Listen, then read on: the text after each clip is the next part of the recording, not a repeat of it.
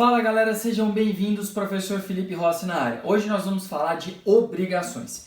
E aí a gente montou esse semi-estúdio aqui para dar uma aula sobre obrigações solidárias, ok? Então, bem, primeira informação que a gente tem que falar sobre obrigações solidárias. A ideia é que se tem uma pluralidade de partes, sejam credoras, sejam devedoras.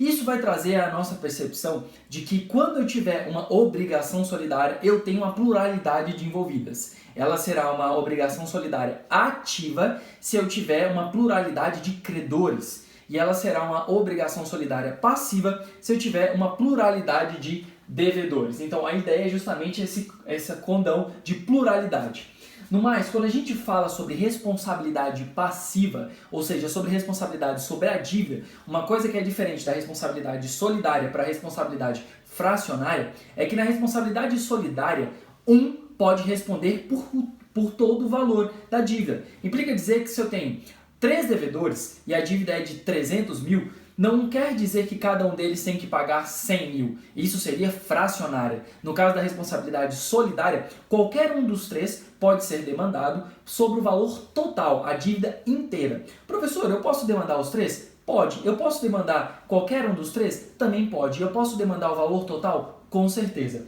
Tranquilo? Se eventualmente um deles for acionado na justiça e ele estiver sozinho, ele pode utilizar o instituto processual chamado de chamamento ao processo, onde vão ser chamados todos os demais devedores para que eles ingressem no feito, beleza?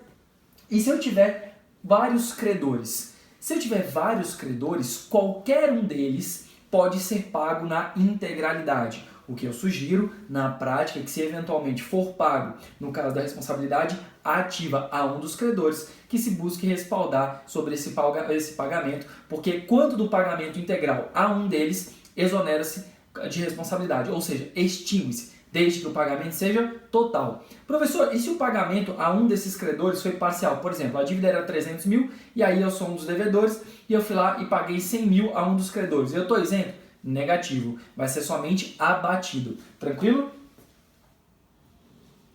Então, as características, nós vamos ter essa unidade de prestação tanto no débito quanto no crédito, ou seja, da possibilidade da cobrança do total, do recebimento total, a pluralidade de sujeitos, tanto ativo quanto passivo, e a multiplicidade de vínculos, porque a gente vai ter ali vários vínculos inerentes à corresponsabilidade dos interessados. Ou seja, eu tenho vínculos entre diferentes tipos de credores e um devedor, ou diferentes tipos de devedores e credor.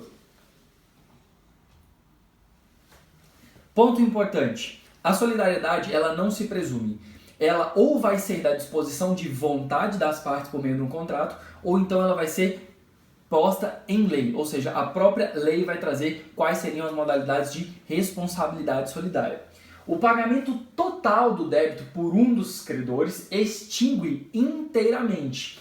Então, veja bem, se um dos devedores pagar integralmente, extingue essa obrigação. Mas aquele que pagou completamente, um total, ele tem o direito de ação de regresso contra os demais. Então, me explico. Se a dívida era de 300 mil, tinham 3 devedores e o devedor A foi lá e pagou os 300 mil, ele ainda pode cobrar do B e do C a cota parte deles dois. Então, é ação de regresso para reaver aquilo que ele pagou em totum. A interrupção da prescrição para um credor solidário beneficia os demais. Isso aí é Instituto Padrão de Processo Civil. Quando da cobrança de um, quando efetiva-se a citação, lembra que ela retroage até a data da proposição da ação e aí se interrompe a prescrição. Padrão igual de processo civil. Se o credor renunciar à solidariedade em favor de um ou de algum dos devedores, só poderá acionar os demais abatendo o valor do débito correspondente. Quer dizer, se ele vai lá e que pese essa parte ser divergente, porque o professor Paulo Bistoso, por exemplo, diverge da professora Maria Helena Diniz. Mas há uma divergência na doutrina e eu vou explicar. Porque se ele renuncia à solidariedade para um deles, ele não pode cobrar dos demais o valor cheio. Ele tem que abater de acordo com aquilo que foi, de certa forma, renunciado.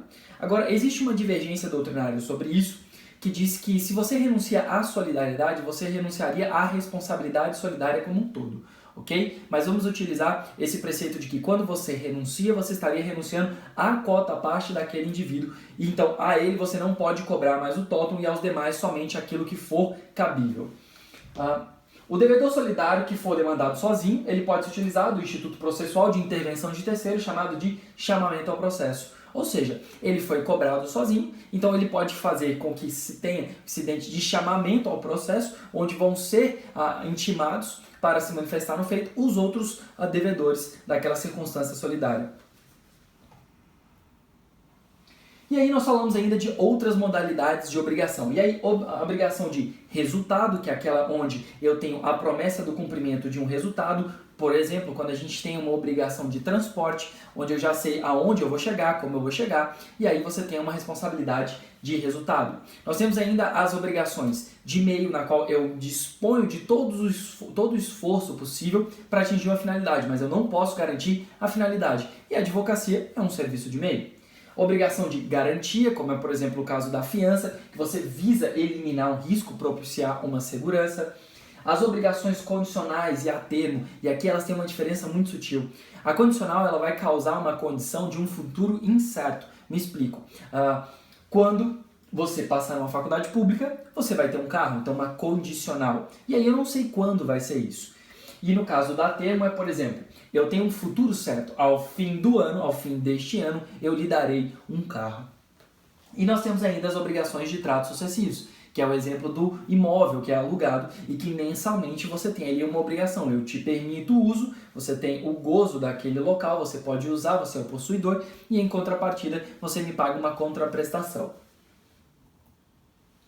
No caso de perdas e danos, a gente vai falar do que o credor suporta quando da ideia do descumprimento de uma obrigação. E aqui no caso da obrigação solidária, a gente tem uns nuances muito específicos. Por exemplo, no caso dos 3 devedores que tinham que entregar uma saca de café, se por negligência de A essa saca acabou estragando, veja, os 3 devem arcar com o prejuízo e pagar para o credor o valor das sacas. Mas aquele que agiu com dolo ou culpa, ou seja, aquele que é responsável nessa modalidade de solidariedade passiva, ele deverá responder sozinho, ok? Então veja, na responsabilidade passiva todos serão responsabilizados pelo valor equivalente, mas por perdas e danos somente responderá o culpado. E aí é importante a gente destacar a questão das perdas e danos como o a mais, ok? E o valor equivalente àquilo que fora pago pela prestação. E aí nós ainda vamos diferenciar sobre danos emergentes, que é o dano real, o prejuízo real e efetivo, e os lucros cessantes. Lucro cessante é aquilo que a pessoa deixou de ganhar em razão de uma prática ilícita. Então, um exemplo muito comum é quando você bate num carro que trabalha com transporte de passageiros. Exemplo, Uber, táxi. Então, ele deixa de ganhar uma renda em razão de uma conduta ilícita. Nesse caso, aquele montante que ele deixou de ganhar durante aquele período é chamado de lucros cessantes.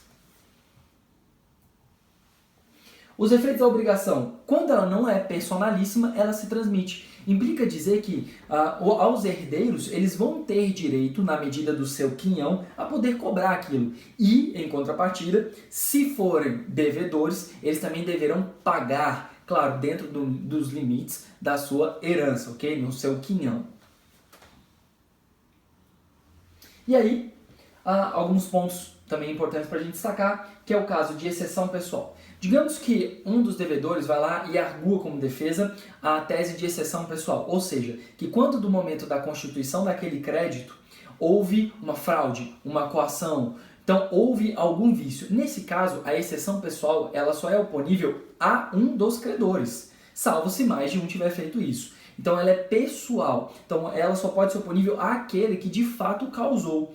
Então quando a gente fala desse tipo de defesa, de exceção pessoal, é aquela que tem uma conjectura individualizada, ou então que é simplesmente o modelo de atingir somente aquele credor. Então quando ele for cobrar, ele vai lá e pode utilizar a defesa de exceção pessoal. Ah, mas eu fui coagido. E para os demais, professor, se não houve, se os demais agiram de boa fé, eu não posso utilizar uma exceção pessoal. Então se somente um dos credores utilizou da modalidade de coação ou de fraude, os demais que agiram de boa fé não podem ser atingidos por essa defesa. Agora, se for uma defesa de trato geral, por exemplo, uma prescrição. Então, nesse caso, a gente até pode falar que ela pode ser utilizada contra os demais que estiverem executando. Então, os 3 estão executando aquele um devedor, quando tem mais de um devedor, e aquele camaradinha lá vai falar, opa, peraí, vocês 3 estão errados, porque já prescreveu isso daí. Então, seria geral e não de trato pessoal.